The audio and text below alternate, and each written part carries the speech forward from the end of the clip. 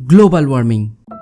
টানা 14 দিন তীব্র তাপপ্রবাহে অতিষ্ঠ So there is a heat wave warning for Maharashtra and Bengal.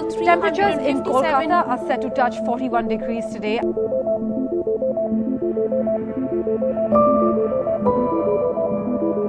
পৃথিবীর তাপমাত্রা দিন দিন বেড়েই চলেছে। 1975 সালের পর থেকে আজ পর্যন্ত পৃথিবীর গড় তাপমাত্রা বেড়েছে প্রায় 1 ডিগ্রি সেলসিয়াসের কাছাকাছি, আর খুব শীঘ্রই তা 1.5 ডিগ্রি সেলসিয়াস হতে চলেছে। শুনতে সামান্য মনে হলেও এর প্রভাব যে কতটা ভয়াবহ হতে চলেছে তার খুবই সামান্য ট্রেইলার হলো এখনকার হিটওয়েভ। একদিকে যেমন ভূগর্ভস্থ পানীয় জলের স্তর নেমে যাচ্ছে, অন্যদিকে দুই মেরুর হিমবাহ গলে সমুদ্রের জলস্তর বৃদ্ধি পাচ্ছে। আগামীতে আমাদের জন্য আর কি কি ভয়াবহ ভবিষ্যৎ অপেক্ষা করে রয়েছে তাই বলবো আমাদের আজকের এপিসোডে, আমাদের পৃথিবী ও ভবিষ্যৎ। চ্যাপ্টার 1, সমুদ্র ও সুনামি।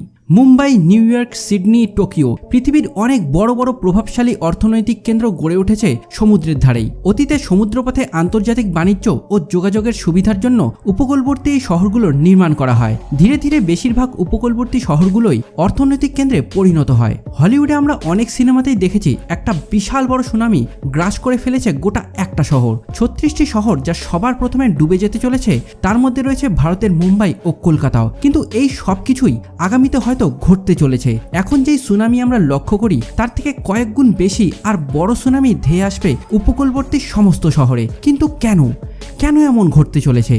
এর জন্য আমাদের যেতে হবে অতীতে। 1700 শতকের শেষ থেকে এক ঐতিহাসিক অধ্যায় শুরু হয়, ইন্ডাস্ট্রিয়াল রেভলিউশন বা শিল্প বিপ্লব।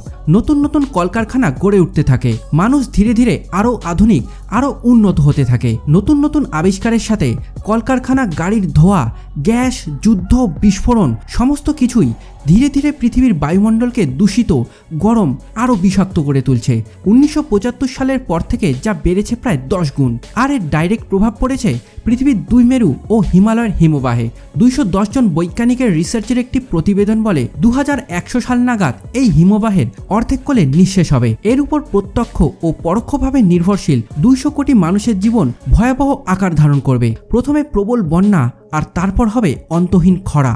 গবেষণায় দেখা গেছে বিশ্বে কার্বন ডাই অক্সাইড নিঃসরণ দ্রুত কমানো না গেলে হিমালয়, হিন্দুকুশ ও দুই মেরুর হিমবাহের 2/3 বরফ গলে নিঃশেষ হয়ে যেতে পারে। এমনকি বিশ্ব যদি এই শতাব্দীর শেষ নাগাদ বৈশ্বিক তাপমাত্রা বৃদ্ধি 1.5 ডিগ্রি সেলসিয়াসেও নামিয়ে আনতে পারে, তবু অন্তত 1/3 বরফ গলে নিঃশেষ হবেই। চ্যাপ্টার 2, হিটওয়েভ ও বন্যা।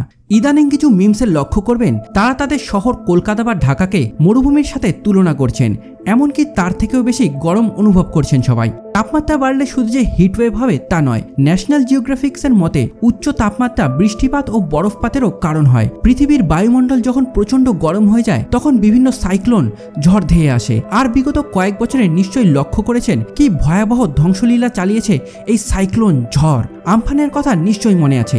এই চার্টটি দেখুন, 1970 থেকে 2022 পর্যন্ত ভারতের সাইক্লোনের লিস্ট লক্ষ্য করুন। 1970-এর 20 বছর পর 1990-এ, তারপর 9 বছর পর 1999-এ, তারপর 2002, 5, 8, 9, 12, 13, 14, 16, 18, 19, 20-তে আমফান, 21-এ 4টি সাইক্লোন আর 22-এ 3টি সাইক্লোন। জাস্ট ইম্যাজিন আগামীতে কি হতে চলেছে।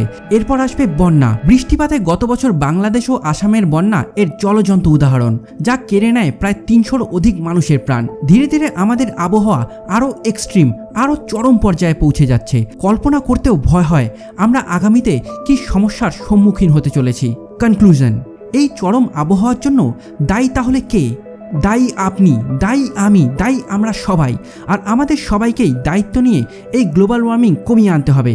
বিশ্ব জাতিসংঘ, সরকার কি পরিকল্পনা নিচ্ছে, কি করছে সেটা তারা ভাববে। আমাদের নিজের হাতে কি রয়েছে তা আমাদেরকেই করতে হবে। আমরা কি পারি না ব্যক্তিগত গাড়ি ব্যবহারের পরিবর্তে হাঁটতে, সাইক্লিং বা গণপরিবহন ব্যবহার করতে?